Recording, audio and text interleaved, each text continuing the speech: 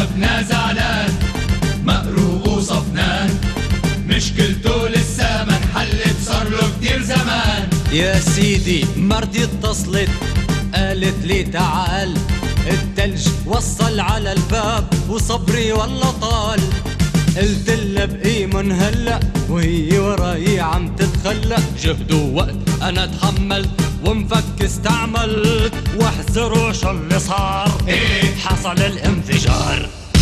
مشكلتك مريت كنت عالحالة، حليتها ورحت اشتريت برادي برد بالهوا. برادي برد بالهوا، برادات الحافظ لا في تلج بيجمع ولا في ريحة بتطلع، والخضرة طول بتلمع، ولا من مرتك كلمة بتسمع، ولا من التبريد بالهواء حل أكيد لتراكم الجليد.